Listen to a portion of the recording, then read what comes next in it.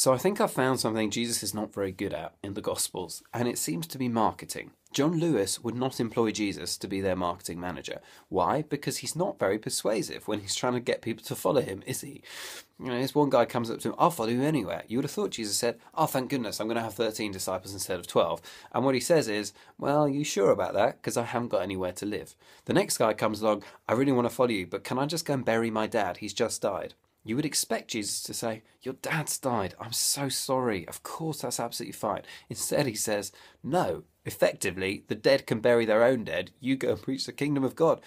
If that was like an evangelist who came along to my church and that's what they said to someone whose dad had just died, I would probably have words with them. And then the next bit, oh, Lord, I'm going to follow you anywhere you go, you know. Can I just go and say goodbye to my family? Jesus effectively says, no, you can't. You know, don't put your hand to the plough and look back. What is this about? And then the next passage where he's talking to the 72, this is a kind of like a pep talk before they go off on this mission.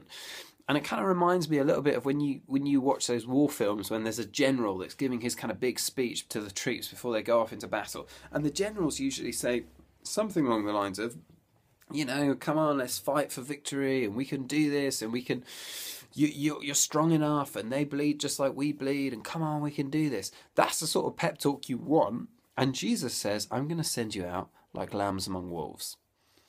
If I was listening to that, probably that would take me a few minutes for that to sink in. And then I'd be like, whoa, whoa, whoa.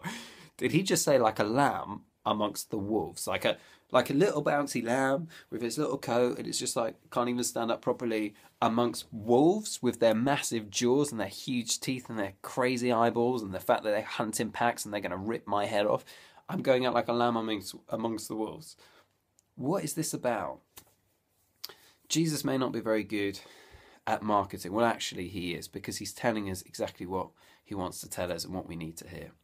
This is going to cost us everything. He's like a leader that in the history of humanity, there's never been anyone like him. Where he says, to follow me, the demand is so high, it's going to cost you everything you own, every relationship that you have. Not that you'll lose the relationships, but that I will become the primary thing in your life.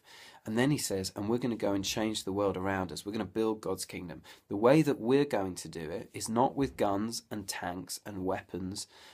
In that sense, the way that we're going to do it is in weakness. You go out in weakness. And then he makes this incredible promise.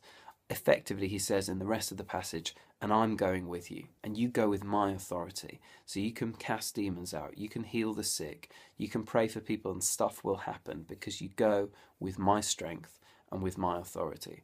To follow him costs us everything. But I don't know about you, I am all in. And what it means is when we go out in his name, he goes with us and his authority goes with us as well. We go out in weakness, but we go out with the one who is the power that holds the whole universe together. And that gives me a little bit of confidence.